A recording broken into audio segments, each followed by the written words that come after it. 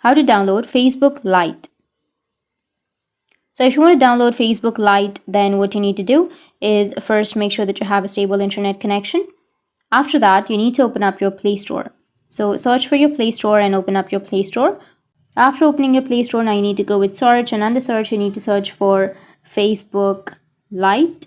After searching, now here you will have the Facebook Lite application. So if you want to install this Facebook Lite application, then you just need simply go and tap on install.